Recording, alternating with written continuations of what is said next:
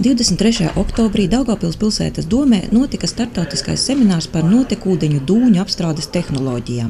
Seminārs organizēts projekta par Baltijas jūras eitrofikācijas samazināšanu šodien, saīsināta Presto ietvaros. Semināra dalībniekus sveica Daugavpils domes priekšsēdētāja Žanna Kulakova. Viņa uzsvēra ekoloģijas lielo lomu un to, ka tikai kopā var panākt rezultātu.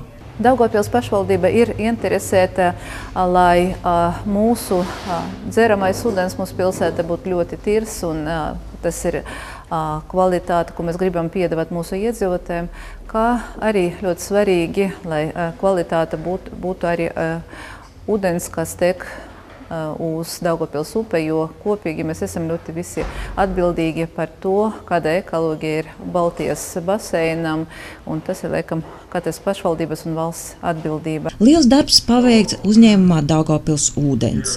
Aktivitātes šajā jomā ir ļoti būtiskas. Pateicoties uzņēmuma realizētajiem projektiem, daugavpilieši ar lepnumu var teikt, mūsu krānos tek vistīrākais ūdens.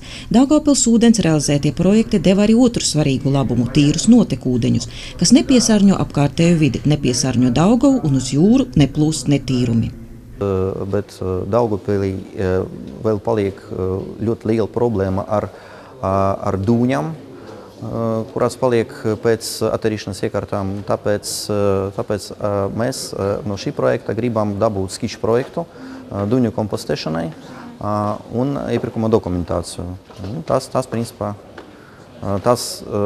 būs pēc tam finansējuma avoti, uzreiz mēs varam uzsākt iepirkuma procedūru un būvēt kompostēšanas iekārtas. Semināra darbā piedalās pārstāvji no Latvijas, Lietuvas, Polijas, Somijas, Vācijas, Baltkrievijas un Krievijas. 23. oktobrī jaunais ASV vēstnieks Latvijā Marks Pekala ieradies 2 dienu vizītē Daugavpilī. 23. oktobrī ASV vēstnieks tikās ar domes priekšsēdētāju Žannu Kulakovu. ASV vēstniekam bija sagatavota prezentācija par Daugavpili, tās vēsturi, kultūru, ekonomiku, attīstības projektiem.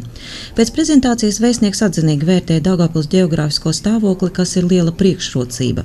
Arī pašvaldības prioritāti, infrastruktūras modernizāciju atzina par ļoti pareizu soli. Vēstnieks paskaidroja, ka viņš savā darbā par galveno uzdevumu noteicis ekonomisko kontaktu veicināšanu. Ļoti interesējas par investīciju fórumu un uz nākamo solīja ASV pārstāvju dalību. Vēstnieks apsolīja, ka ASV investoriem Daugavpili rekomendēs kā vietu, kur rūpējas par pilsētas infrastruktūru, kā atvērtu sadarbībā ar uzņēmējiem, vietu, kur runā dažādās valodās, kas viss ir ļoti perspektīvi. Domes priekšsēdētāja Žanna Kulakova informēja, ka Daugavpils ir atvērta sadarbībai dažādās jomās. Piemēram, kultūrā, runājot par Rotko mākslas centru, Marks Pekala pastāstīja, ka ir gatavs atbalstīt šo projektu un rūpēties, lai Rotko darbu oriģināli tiktu eksponēti Daugavpilī.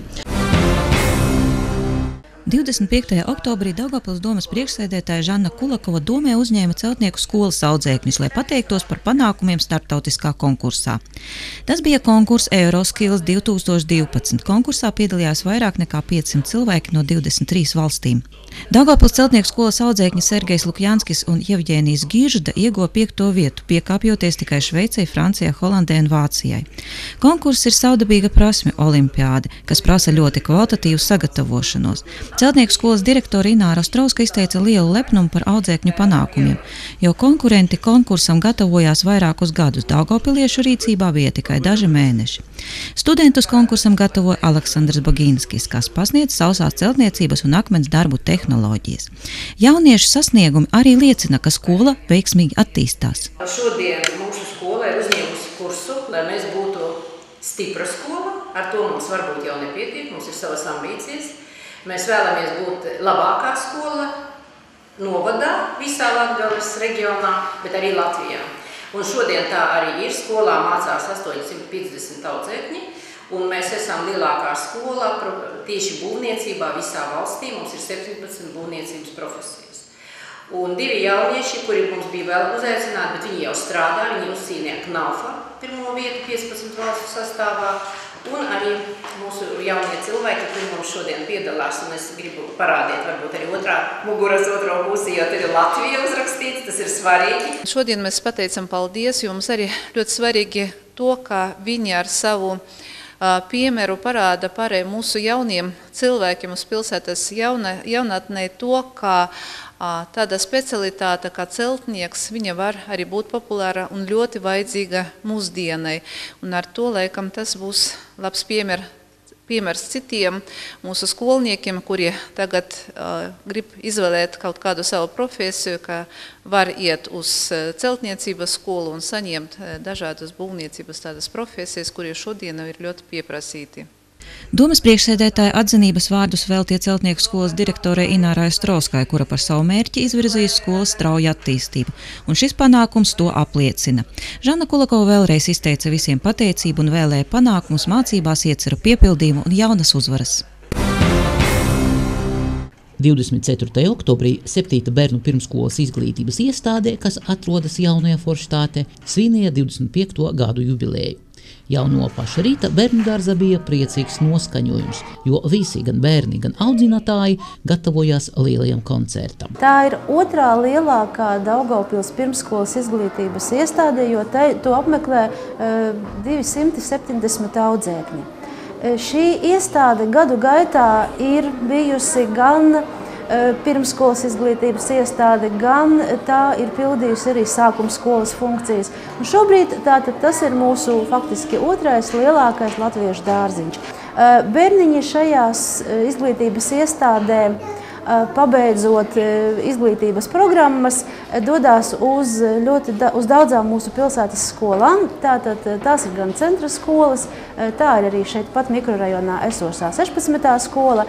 Un šī mikrorajona audzēkņi īstenībā bieži vien nāk no ģimenēm, kur ir tētis un mamma dažādu tautību cilvēki, bet šeit apgūtā izglītības programma ļauj viņiem mācīties gan latviešu pamatskolās, gan arī citautu izglītības programmu pamatskolās. Par savu kolektīvu stāstīja bērnu dārza vadītāja. Kolektīvs mums ir ļoti draudzīgs. Ir cilvēki, kuri strādā šajā bērnu dārzā jau 25 gadus no pašas pirmās bērnu dārza atvēršanas dienas. Mums ir 12 grupiņas, visas grupiņas ir pilnīgi nokomplektētas. Pirmskolā ir uz doto brīdi 270 bērni. Atzīmēsim, ka 7. bērnu dārzs ir ļoti populārs Jaunās Forštātes iedzīvotāju vidū. Tas pazīstams ne tikai ar savu labo materiālu bāzi. Galvenais iestādes popularitātes noslēpums – laba attieksme pret bērniem un vecākiem, profesionāls personāls un laba iespēja apgūt valsts valodu no pašas bērnības. Sveicam bērnu dārzu jubilejā! 2 nedēļas Leonardo da Vinci projekta ietvaros Daugavpilī viesojas Vācu pilsētas Magdeburga pašvaldības darbinieki. Vizītes mērķis – pieredzes apmaiņa ar Daugavpils kolēģiem. Tie ir sociālie darbinieki, tāpēc pirmkārt viņus interesē sociālas apkalpošanas sistēma mūsu pilsētā. Daugavpils pašvaldība sagatavoja viesiem interesantu programmu. Mēs viņam piedāvājam tādu programmu, kuri viņi var iepazīstināties ar mūsu pašvaldības struktūru, ar mūsu sociāliem iestādēm, bet tā paša laika mēs arī viņam gribētam piedāvāt iespēju iepazīstināties ar mūsu pilsētas reģiona kultūru, vēsturi, cilvēkiem. Mēs viņam piedāvājam iespēju arī neformāli tikties ar mūsu jaunatnes organizāciju pārstāvjiem, apmeklēt kādu sporta pasākumu. Tie ir projekts Leonardo da Vinci programmas ietvaros, un tie ir tieši domāts ne politikiem, ne vadītājiem, bet parastiem darbiniekiem, lai aizbrauktu uz citu pašvaldību, uz citu valstis un iepazīstināties ar apstākļiem cita valsti. Vizītes ietvaros Magdeburga pārstāvja bija bērnu nama Priedīte, kur iepazinās ar bērnu dzīves apstākļiem, rehabilitācijas programmām, ņēma dalību radošas darbnīcās. Protams, viesiem ir savi iespaidi par Daugavpils pilsētu. Mums patīk Daugavpils, it īpaši Daugavpils cilvēki, jo visur, kur mēs bijām, mums ļoti atklāti par visu stāstīja, radīja. Mums bija tikšanās arī ar Daugavpils jaunatni, un ir liels prieks, ka šeit ar viņiem mēs varējām runāt gan vāciski, gan angliski. Pašvaldības struktūras mums ir atšķirīgas, bet funkcijas, protams, sakrīt. Mērķi, uzdevumi, pat problēmas ir līdzīgas. Tāpēc mums bija ļoti interesanti izzināt jūsu pieredzi, dalīties ar savējo. 19. oktobrī pilsētas centrālajā parkā svinīgi atklāja mīlestības koku. Atklāt to bija uzticēts jaunajai ģimenei Jekaterinai un Aleksandram Beļavskiem un pārim, kas svin zelta kāzas Irinai un Broņislavam Kokiniem. Mīlestības koka autors ir Daugavpils galvenais mākslinieks Juris Pundurs. Klātesošos uzrunāja domas priekšsēdētājas vietniece Līvija Jankovska. Viņa pasniedza domas pateicības rakstus Kokinu ģimenei un vēlēja stipru mīlestību. Viņa nolasīja arī domas priekšsēdētājas Žanas Kulakovas apsveikumu jaunlaulātajiem, kurā uzsvērs, ka Daugavpils attīstībā ir ļoti svarīgi, lai pilsētā būtu daudz jauniešu, bērnu un jaunu ģimeņu, kas ir Daugavpils nākotne. Mūsu pilsētā pēdējā laikā rodas ļoti daudz interesantu projektu, un mīlestības koks ir vēl viens apliecinājums tam, ka pašvaldība rūpēs par iedzīvotājiem, rūpēs par mūsu iedzīvotāju labklājību un par to, lai mēs šeit justos visi ļoti vajadzīgi. Un, laikam, mīlestība ir tieši tā lieta, kur ir nepieciešama katram, gan mazam, gan jaunam, gan arī cilvēkam, kuram jau ir sirmas stīgas matos. Un šis izveidotais koks ir kā apliecinājums ģimeņu stiprumam, kā apliecinājums tam, ka pašvaldība ir ieinteresēta, lai mūsu pilsētā būtu spēcīgas ģimenes, lai augtu veseli bērni un lai arī veci cilvēki justos labi. Pēc Līvijas Jankovskas vēlējuma, lai nerūs atslēgas un mīlestība, abi pāri iekāra mīlestības koka zaros atslēgas kā simbolu stiprai un nerūsējošai mīlestībai.